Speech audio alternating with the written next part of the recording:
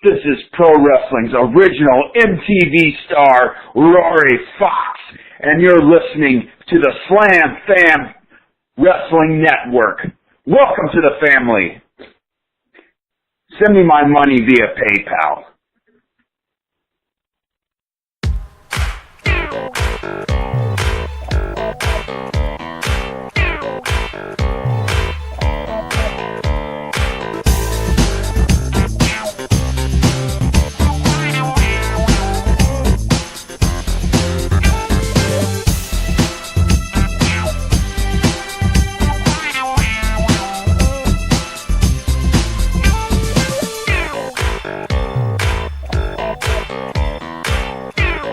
Ladies and gentlemen, here my first guest ever on the Skylar Pierce Show podcast is none other than JD Riggs. All right. For those of you who may know JD as one of the professional wrestlers at 3X Wrestling here in Des Moines, Iowa. He's also part of the Pierce family, which we'll get into that a little later on. But JD, thank you for being our first guest. Oh, thanks for having me, Skylar. No problem. I appreciate it. No problem. So, first question is, how did you want to become a pro wrestler? It's very interesting. I've always had an interest in wrestling. My goal was to play football. I was going to be the starting defensive end for the Miami Dolphins, and somehow that didn't turn out. And then I was going to, after I got out of college, was going to go into pro wrestling and pay off all my bills, and I never really could figure out a way to get into it. One of the ways I did get into it is I met somebody by the name of Gage Octane. I'm sure you know him, and we worked together. And he came up to me and he's like, "Oh, you look like Paul Wright, man, the Big Show." And I was like, "Thanks, dude. I've always been interested in professional wrestling." And I found out he was a professional wrestler, and ended up talking to him and discussing things. And then I had a mutual friend by the name of Bob Perry, who you know really well. Yes, obviously. Bob Perry and I went to high school together, actually almost our entire lives. So, right. Yes. And we always had this dream about wrestling, and then we got a chance to do a show at Mingo Days. And would you believe it, that was 10 years ago. I know, it's just scary. It's like I've known you for 10 years now. It's just like, actually, I've known you a little before that because I think, like, wasn't the bachelor party for Bob and everything before that, I think? Because he's been married for how long? I don't know how long he's been married. I think a couple of years maybe before then. Well, he just passed his 10-year mark as well, too. Okay. The marriage, wow. So, I mean, it all just came out in about one big brush angle there. Yep, so all at the same time. Wow. So, time flies. We got some training from Gage in Mingo, which was very small and few between. And I'll tell you what, we did that charity match, and if you ever go back on YouTube and look at it, it's by far one of my worst matches of all time. I had no idea what I was doing, walking around looking like I was lost. I think I was really overselling it too for you, if I remember correctly. I just I'm going to get this guy over and make sure. I'm a big guy too, but I want to make sure that this guy gets over huge. And I'm just like, oh my God, Jesus. Yep. That was, and I always, when I had no idea if I was going to go further or not than that. And so I tried to push everything into one match. So I showed up and I had the feather boa on, the pimp hat, totally. I was like, I don't even know what to do. And my wife, she was pregnant with her first child at the time. She bedazzled my jacket to say JD Riggs and bedazzlement, and she took the sleeves off. And it was horrible. That. It was horrible, man. Showing up with a pimp hat and a big old feather boa, my gut sticking out, and shorts and a t-shirt. So. All I really remember that day is I'm really excited because I think this was kind of like my first real big match, because I've been in one or two before, but it wasn't a huge thing because it was 3 extra. This is hometown related things. All I remember was you guys were I think we're in the community building there, and you go, "Hey, we got these cookie sheets." Yeah. And you guys hand them to me, and I'm feeling it. I'm like, these are not those dollar store cookie sheets. These are the grandma cookie sheets that made the cookies. So this is a thick cookie sheet, and you go. I look at you and you go, "You want me to hit you with these things?" And you're like, "Yep." Hit me hard. Okay, we'll get to that, and we'll get to that here in a little bit. But I remember when we got there, that was the biggest thing. But like, thankfully, out of all the Mingo days, that was the best weather day that we did, because like the last three, it was either raining or freaking 3,000 degrees that it felt like. Oh, yeah. But yeah, we'll get back to Mingo days here in a little bit. But like, so I assume you loved wrestling as a kid. Yeah, I really enjoyed it, and actually, I wrestled. I was able to wrestle in my hometown one time with another company. I appreciate them bringing me on and letting me do that. Right. And I was able to. I wrestled on the same stage, and it was so important to me because back in the 1979, not to date myself, I was a younger kid back then, and my dad took me to the county fair, and none other than Andre the Giant was the one at the county fair. And you talk about a kid just being awestruck seeing Andre the Giant when I was younger, and him wrestling on that stage. And it was right outside it was by the racetrack in front of and it was the only place in Web City you have these giant grandstands where you can fit half the town in. Right. And everybody got there and everybody showed up. And I remember watching it when I was a kid from the side. My eyes were just big and sparkly, and hearing everybody scream and yell and boo and cheer and stuff. And I was definitely sold back then, and it was kind of one of the reasons I am JD Rigg as a wrestling truck driver. Is a couple different stories how that came to be, but it was also kind of owed to my father as well, because we grew up very blue collar, working hard, and he was a truck driver. He was a farmer. He owned his own construction business for a while, and then he also drove trucks. So it was kind of cool that my character came into being, and my dad was one of the first ones getting me into that. And then I was able to grow and expand from there and create his character that he got to see before he died from us. He just so proud and so awesome to see it. And he gave me a lot of ideas for my character developed as well. So, Andre the Giant obviously was a big influence as you was a kid. Yeah. So were you? I take it you more watched WWF at the time, AWA. I mean, I know you're a little bit older than some of these people that are listening to this, probably. Oh yeah. I'm not sure because you never know. I mean, back in the day, I mean, I was a big WWF guy because like I lived in the country. There wasn't anything else other than them on TV. So I didn't know if you were cable struck. I didn't know what you watched as a kid. Or we did not have cable on the country at that Right. time. That was a huge luxury. You and I were kind of the same boat. Yeah. You might recognize the league we watched on Right. 17 was All Star Wrestling. Yep. And it was funny because I was taking a training session that 3X let have, by the way. Awesome. I love those training sessions. You ever get a chance, go to them. If you're a young wrestler, you get a chance to go to training sessions, take advantage of those sessions, every one. Each one's different and unique, but I went to one with Trevor Murdoch when he was around here. And he was asking us all, who was your favorite wrestler? And it was like Undertaker, Stone Cold, The Rock. He gets to me, he's like, who's yours? I'm like, Bulldog Bob Brown. And he's like, wow. Yeah, that's going back there. And I said, yeah.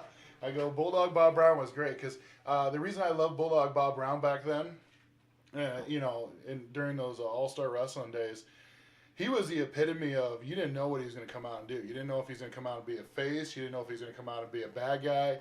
He would turn on you in the middle of a match 2 or 3 times.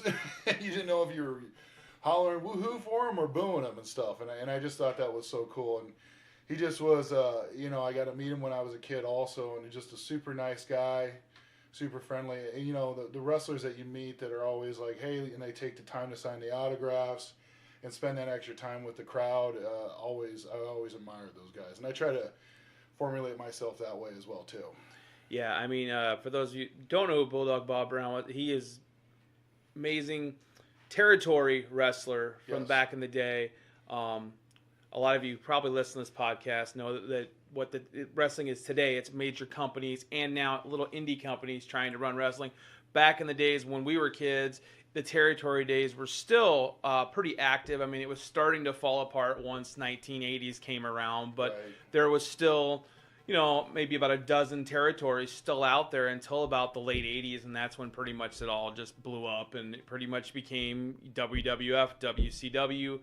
AWA tried to hold on, but then they faded away finally. And, I mean, now today you have just the WWE and I guess you call it Impact, TNA, whatever you want to call it.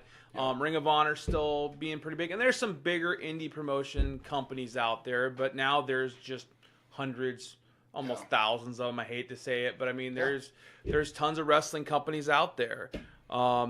So, you know, it's amazing. So basically, like, it took you a long time to get to where you're at today as a wrestler. I mean, There's a lot of people that talk about paying your dues and stuff, and it is truly one of those things you have to do. I started when I was 35.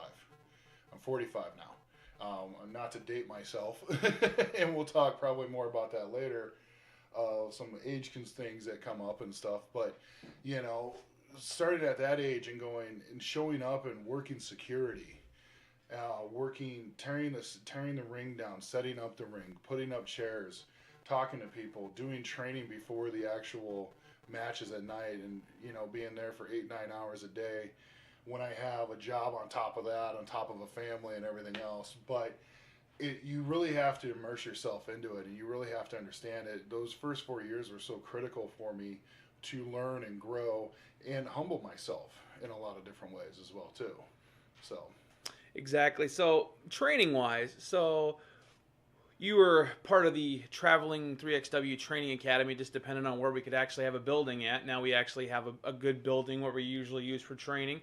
Yep. So take us through, what would a day be like the first day of training at a training facility with a big guy like you compared to maybe like a small guy? Like, how is the difference of, like, you know, your abilities with each other, like what you have to do to, you know, train that day? If you understand my question there, that was kind of a lot. That was a lot.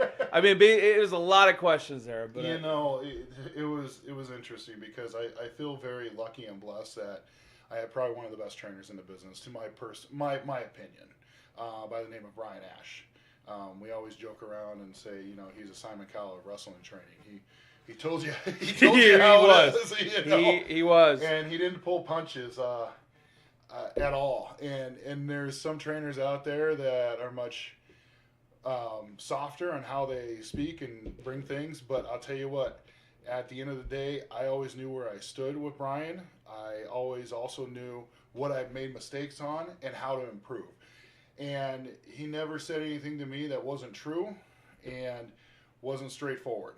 And that's how I became better. That's the kind of trainer you need. And that's the reason I feel very blessed by that. And I thank him for that training, because I was able to train with him twice. So to answer your question, I remember the very first day of training. I got lucky and I was able to rent out as part of my training fee, because you got to pay to play, man. That's right. We talk about it all the time. Future trainees, please listen to this too right now. But yeah, go ahead.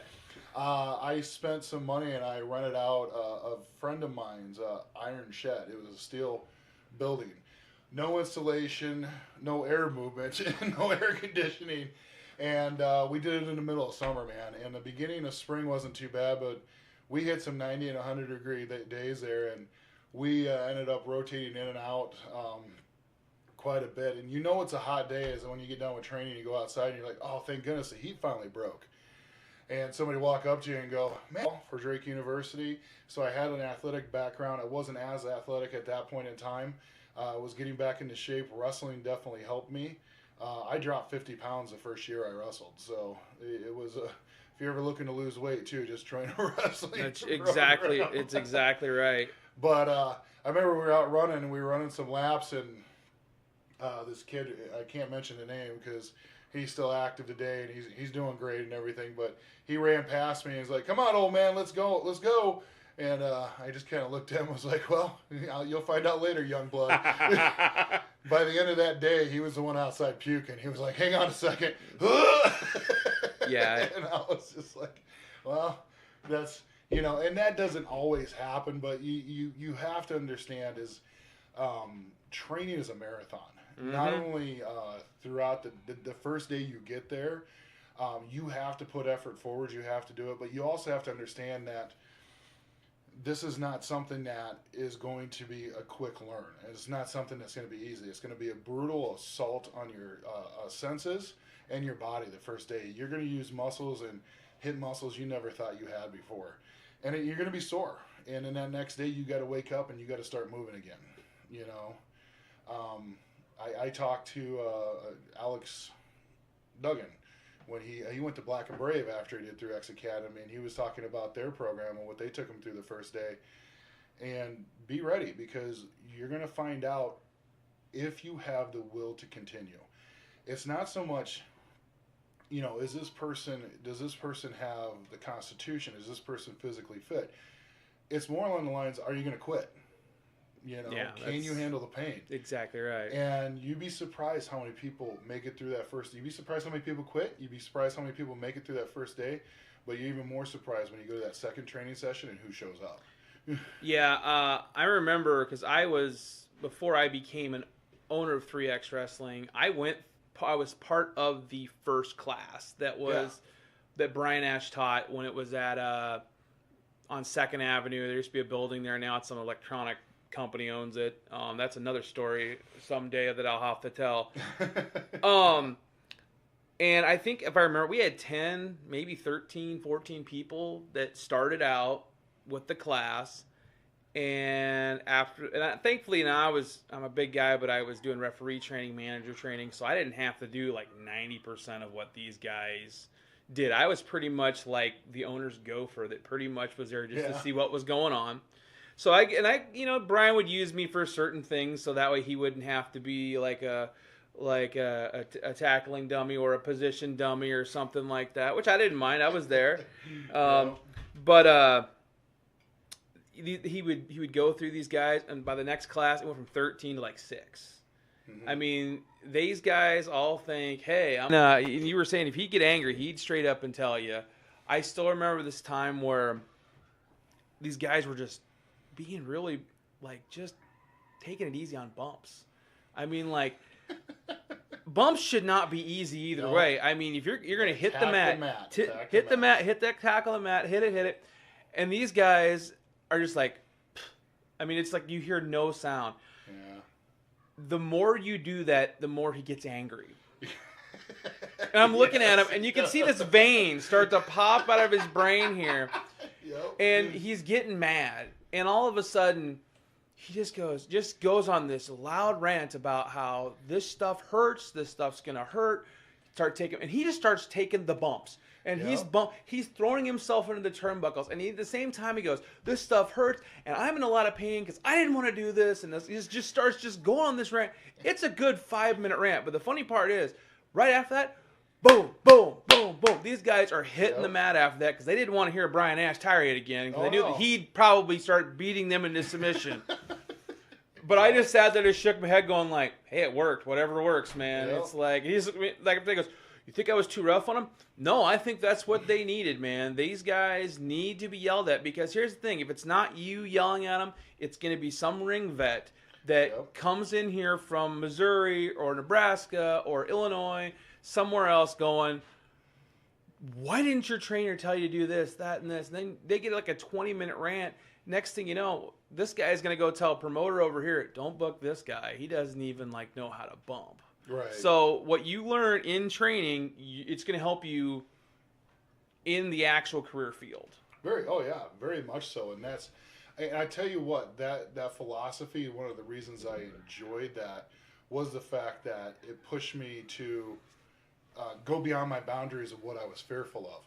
I became more fearful of Brian screaming at me and kicking my ass than I was afraid of the bumps or the pain that I was going to be ensued by actual bumps. And I hope everyone does know what Briggs looks like. He is a very big man. And Brian Ash, he's a very tall man, and he's still a little under half the weight of you. Yeah. But you're afraid of him, and that's the scary part here, folks. It does not matter the size. It's the fearfulness of his voice and everything else. Yeah. But it was a fearfulness of his voice on top of he's going to make you do it until you do it right. To the point where you're physically exhausted. You can't go anymore. And he's like, get up and do it again because you haven't done it right. I'm not going to let you leave. And, that's one of the things. Is like, when you talk about spending money on this training and paying to play and doing this, you want to make sure you're trained right. I had people approach me and talk to me from other companies and stuff when I was younger, when I first was starting, like, hey, man, you're big enough. We're just going to do it. And I was fearful of hurting somebody else. Right. And, when talking to Gage and talking to other wrestlers, like, man, you got to train. And the reason you have to train is he wanted you to do it right so you not only protected yourself, but you protected the other person you were in the ring with. So, it was huge. But yes, there was also a fear factor there Yes. for sure. Like, Very do it much right so. and just don't get yelled at. Very much so. Very much so. So let's see here. Because we did bingo days before you started training. Is that? That's Yes. what we said earlier. That's right. Yep. I'm trying to remember the whole timeline myself. Everything gets kind of merged in here at one point. So do you remember who you debuted against once you were trained at all, or do you remember that? You know, we had some training matches as we were going through. You know, we went to Sioux City and wrestled there. We also, you know, we were able to wrestle in Grinnell a little bit.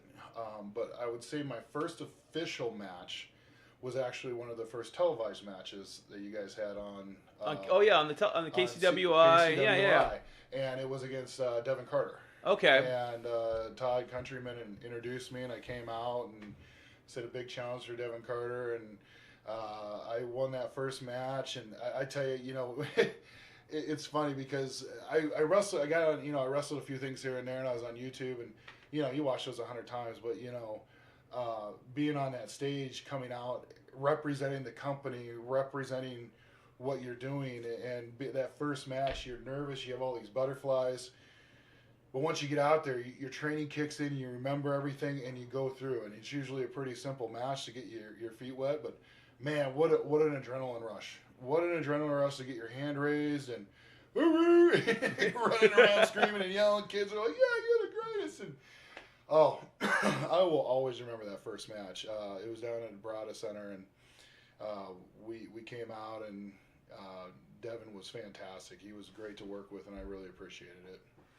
So, Well, I mean, yeah, that's probably one of the better guys to have as your first match. I mean, there's a lot of guys out there that you know that can get you through just about anything. And Devin Carter, who's been a 3XW mainstay since day one. I mean, he's not missed too many shows for us. Nope. So he's about one of the only few originals that are still around here from back in 2005. Man, 2005. That's a long time. That is a long time. You guys, give you guys some company credit. There's a lot of companies out there that started as like auto companies, detailers, hair salons, you know, retail stores, restaurants who don't have the claim that you guys have, right? The longevity that 3XW has had. Yeah, it seems like most, you know, independent wrestling companies, if they make it through the first year, it's a huge success. And I mean, you run a constant couple years, you did great. Okay, so before we get to any more of your career, is there any other stories from training you want to talk about? The one that always makes me laugh is and there's tons of stories from training and tons of things that happen. There's tons of stories in wrestling in general, but the one I always, you know, since we've talked about Brian so much, I do have to tell one last one about Brian to really kind of bring it to fruition here. Is that, you know, we were training one day, and then we were probably about 3/4 of the way through training, and we were having one of those days, you know what I mean, Skylar. Nobody was listening. Nobody was hitting their bumps. Nobody was doing their stuff right. The rolls were terrible. The things like that were just off. So you know, he was hitting one of those points where you're talking about where you get mad and he's slamming himself into things, and he goes, I don't want to do this, but you guys suck so bad. You suck at everything you do. And so we kind of, you know, I'm like, man, we've been coming here every Saturday and doing this and going on. You know what? You should give us a chance to run a match. And he was like, all right, smart ass, let's go ahead and run a match. 2-2, tag team match. And so we get in there, and man, we didn't talk. We didn't say nothing. We weren't going back and forth. We didn't follow the plan. One person run over here, and all of a sudden the other person be like, okay, stop. And then you get a headlock, and somebody almost be like, okay, we got to run it like a match. You just can't stop in the middle of the match. You got to keep going. And we get done with this match, and Brian sits there, and this is when we came up with the Simon Cowell comment. And he just looks, he's like, all right, here's my assessment of your match. Assessment of your match is this. It looked like a bunch of should have bleeped me. It looked like a bunch of fucking fourth graders found a ring on their way home from school and decided to put on a match. That's how pathetically bad you guys suck at doing this. So now you're going to listen to me and do it my way. And we said, okay. We agreed that was pretty bad. So That's always one of my favorite stories of, that's where I say you have to be humble in this business. You have to learn. You have to grow. You can't be cocky and go, give it to me. I'm fine. I'll do it. You have to listen to each other, and you have to learn from the people who've been in the business, and even learn from new people. Somebody always has something new to teach. So, by the way, we're going to give one more tip for people who want to become wrestlers. Don't ever walk into the training facility and ask if you have a cruiserweight division, because that'll piss off your trainer even more, because you're already thinking about your career when you should be thinking about that moment that you really want to do this. Apologize. Yeah, our training one time. He's already a half an hour late. So that's already like, don't ever come late. Ironically, we're outside at the moment training, so the car pulls in. It almost feels like if you had a camera rolling, this was going to be a wrestling promo right here. The car pulls in, the kid opens the door, shuts the door, gets out, looks at us, hey man, sorry I'm late. Do you guys have a cruiserweight division here? And all of a sudden, I turn and look at Brian Ash, and he has this look on his face like, this kid is not going to make it after this day. He looks at me and he goes, has his check cleared? And I'm like, I don't even know if the check's even got here, but I totally understand if this guy doesn't come back after that. So also please pay your bills and don't piss off your promoter. So there's two more trainer, I'm sorry, but promoter too. Don't ever piss off your promoter. There you go, doing two public addresses. There's dropping stuff here. The truth is being laid here today. So getting back to your career, what are some of your most favorite matches that you ever had? Or moments or whatever? I know there's plenty of them. Right. My second match actually was with Gage in Boone, Iowa. Really enjoyed that match. I enjoy doing a lot of things that are kind of comedy and having fun and everything. And, Gabe was... You talk about a guy that just takes anything and turns it to gold. That guy can do it. One of the great people to wrestle with. Really enjoyed working with the Barbarian, Red Wing. You and I had a short stint. Yeah, we had a short stint with him. And, he was a super nice guy. Mike Seidel, tons of knowledge that guy has. He watches every match, he reviews it, talks about it. He'll see. I had a couple matches with him, and we sat down afterwards, and he showed me on his player, and we talked about it afterwards, and that stuff was gold, man. Just gold to get that information from those guys and stuff. My favorite match. There's a lot of them out there. The one we did with Payne.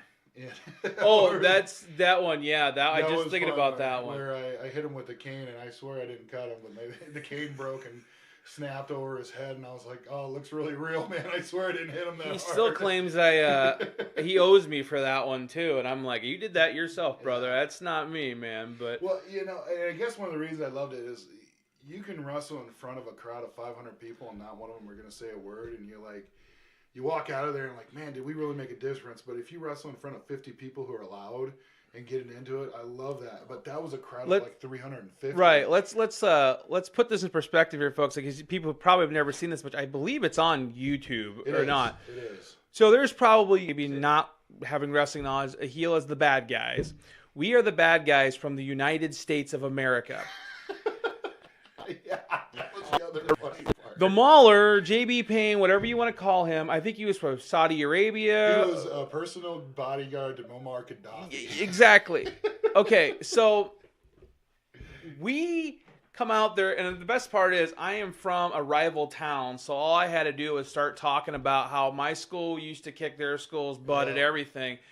And by the time the Mauler came out, they were cheering the guy with the Saudi flag. And the turban.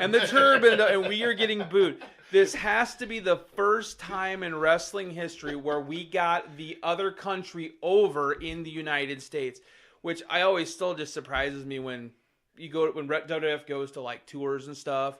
And it was back in the 90s. You'd watch some old tape, and it's like the British Bulldog versus Sergeant Slaughter when Sergeant Slaughter's doing the Iraqi gimmick. And they're chanting USA. They're from the UK, and that's where the British Bulldog's from. Yeah. And it's like, okay, and it's like, that doesn't make any sense at all, but they're just doing what everybody else does. Right. Well, and I think it's a good example too of understanding your role and understanding what you're supposed to be doing and what the goal is. You want the crowd to hate you. So you coming out and saying that about, your school and talking about there was no pennants up there for wrestling championships at a wrestling fundraiser. Oh, yeah. I mean, that was the easiest night. And I think, that's when like we were on our prime of like, oh my gosh, we could have, it's just too bad we couldn't excel to that. I mean, we started becoming the jobbers of the stars. I mean, we got people over, like we got Red Wing over, we got Chainsaw King, who people just kind of looked at like, who is this guy? By the time you came back from your injury and stuff, we started doing a thing with him, and he's now like one of the top guys in 3X Wrestling. He's top guy in the Midwest. Like he boomed. Great wrestler. He's a great wrestler. And you know what? And having that, he found that niche, and again, understanding our role. Our role is to get them over, to get us, the people that hate us and stuff. And I remember going out when King was out there, and I would look for the girl in the audience who had a different color hair. And I would start screaming at her. I'm like, you're just as much of a Fruit Loop as that King character. I can't believe you being here. You Island of Misfit Toys need to be all together. Oh, yeah. And they would just get going. And but that was part of my role. That was the role that we had to play, and we understood that. Yep.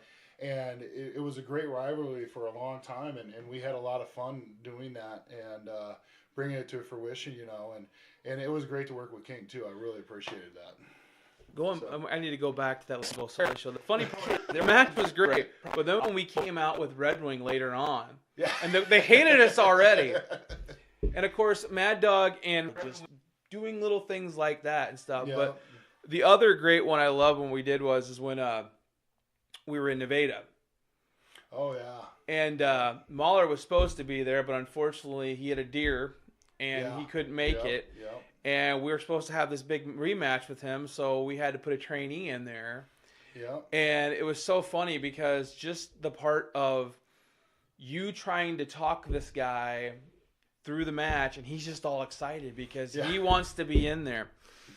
And we get out there. I mean, there's probably 100 people there in a sweat, and we're in a cattle barn. Yeah, with a giant fan over. Giant fan going over our head, just going, "This should be a Mortal Kombat moment."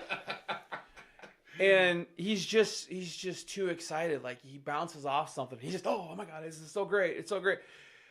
I remember when you put him on the ropes and you told him to stay there and you choking him and you're going to go distract the ref and you were rubbing him, bouncing him off the rope back and forth. He slingshots himself off and rolls over to the other side, which I'm already there waiting to choke him. And I'm just like, damn it. So he goes over there. And of course, you're still distracted. I finally go, and I'm just start choking. Don't you ever move when he does this. And he's like, oh, okay. And I'm just like, yeah, okay. And of course, we all get done. And the funny part is like we're making Todd Countryman and Jeremy Jacobs just losing it up in the broadcast booth. Especially like, I think our referee in that match actually ripped his pants, if I remember correctly. So they were already a little bit. Yeah, like, I mean huge. It's like full stream. And we only had 2 refs on the card too that night, so that was even funnier. But just hearing them, when I went back to help edit the video, just hearing them just busting out laughing for that. But then making it look like we won the World Series, like we're all just great. They're just losing it, and ironically that was the last time we won too. To be honest with you, but that's been a long time. That's our job. It's our job to get people over and stuff, and we do a pretty good job at it. I remember the other one that we did there where I was going against Mad Dog and I was hitting him with the chair. And because I turned on him and stuff, and I was hitting him with a chair, and then he came out and took revenge on me. And I'm looking up, and I look in the audience. There's my wife going, "Kill him!" as Mad Dog's choking me. And I was like, "Why is she screaming, kill him?" I'm like, oh my gosh, she does want the life insurance policy. She does. You had a lot of matches with Mad Dog, and I always loved being in the same room with you guys, discussing the whole thing, because basically. Thankfully, these matches aren't put online a lot, but it's almost the same match every time. You're just like, you're going to body slam me, aren't you? It's just like, Well, every time we went to, never been body slammed. Never been body slammed. The best match though was was it the Fort Dodge? Is that where we're at? Fort Dodge, all that stuff. You're right by what just by the time we were all said and done. Eagle Grove. I'm sorry, it's the same area. You know, it's all the same place to me. But just when we got out, and then he slams you and everything. Oh yeah. I mean, even though the funnier match was when we returned and you and Pepper Cricket, and that would have been a match I would love to have seen a rematch on that. Inhaler on a pole match would have been the greatest thing. I got to give Donnie 100% credit for that. Because he was like, we were talking about what we were going to do and running the ropes. And unfortunately, that's when my hip first started acting up. So I think I made it one rope. And it was like, and so Skylar threw me I had a inhaler out that I had forever, and it was no good anymore. But Skylar throws it to me, and I take a hit off of it, shake it, hand it to Donnie so he can take a hit. And then I kick him in the gut and cheap shot him. And it was a fun match, know.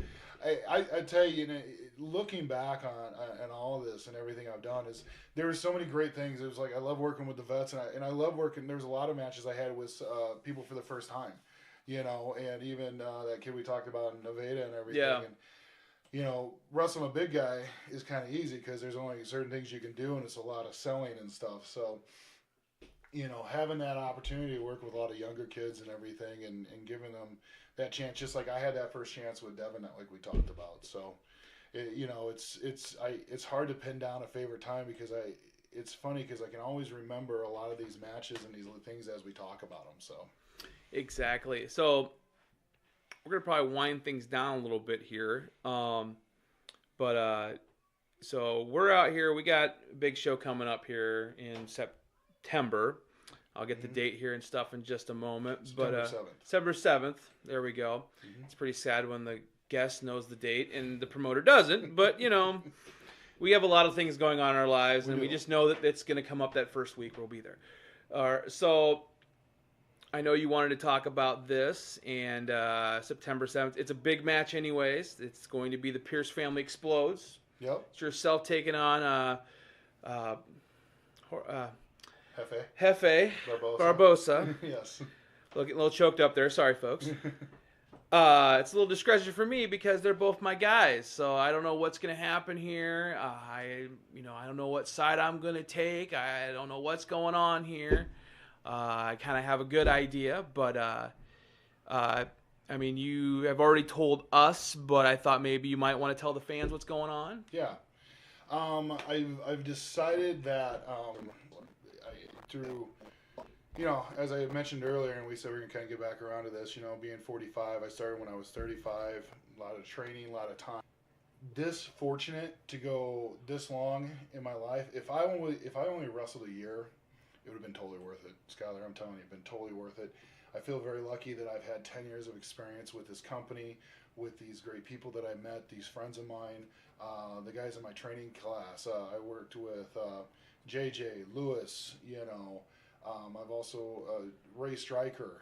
Some of these guys were, and they're still out there doing it today, and they're doing a great job. So it's going to be tough, but I had a talk with my doctor as I get some knee and hip issues. And the thing is that I also have a family, and I have to think about the future as well too. So as much as it pains me, I would love to go longer. And I talked to you, and I kind of was fooling myself that I was going to try to go longer, but it was, you got to talk to the doctors, and you got to do what's right for the family. And there's 4 things I always base in my life, and the 4 things that I talk about all the time is religion, family, school, and work, and we put all those together, and those have served me well, not only in my life overall, but also in wrestling as well too. So I've just decided that this is the time to do it. So I want to thank the 3XW family, and I want to thank them to always supporting me and having me in their matches and tolerating me over the years. But we've had a lot of fun, and we really enjoyed it. I'm going to still be around wrestling in one way or another. I haven't really decided what that direction's going to be, but right now I'm just focused on this last match and having a good time with it. So, well, it will hopefully be a great match that night. We do know the Tinsel title will be there, as always.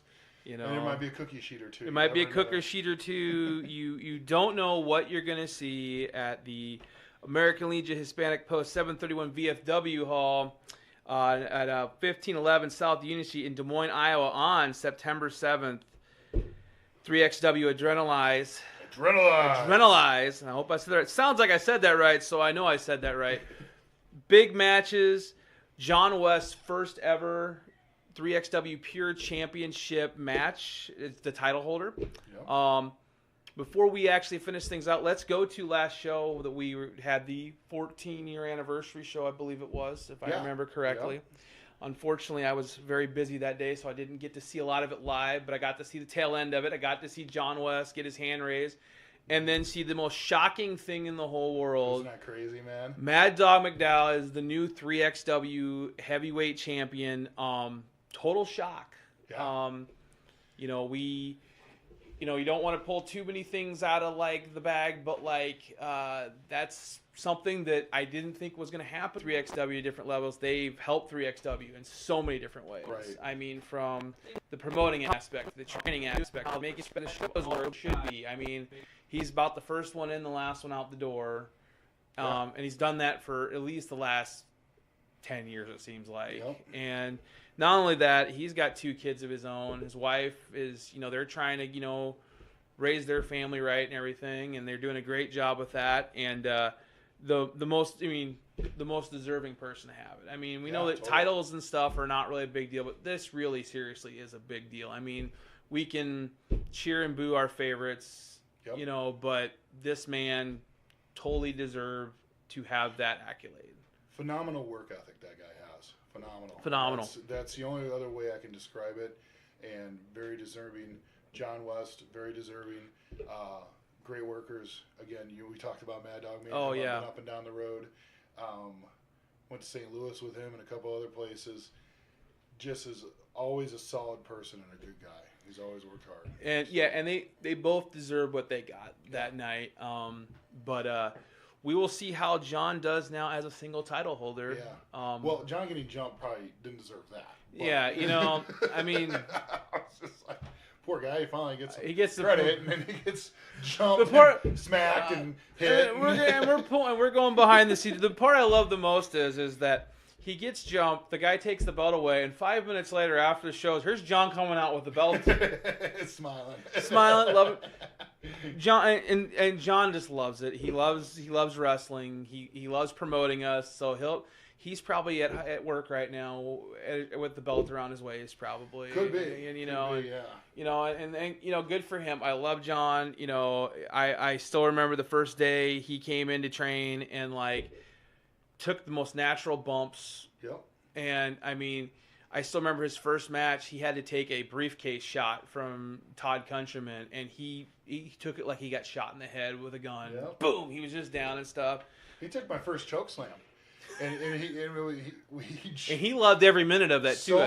So high, he went off the camera. Yeah, and we had to it was great. It's great. Those guys both deserve it. I wish that you could be still going a little bit more. I know that we were hoping that maybe we could have done a little bit more, but I totally agree. Your body's going out. You can't do what you can't do, and then it's I totally understand that. I mean, I think there's going to be changes with me pretty soon, hopefully, on things. We'll see what happens, but it was a good run. I'm going to be looking forward to September 7th, and we'll see what happens that night. Hopefully, we'll have an amazing night, amazing people. I hope everybody comes out and checks it out. Yeah. And I think we're going to end the podcast here on that note. I'd like to thank. All right, thank you.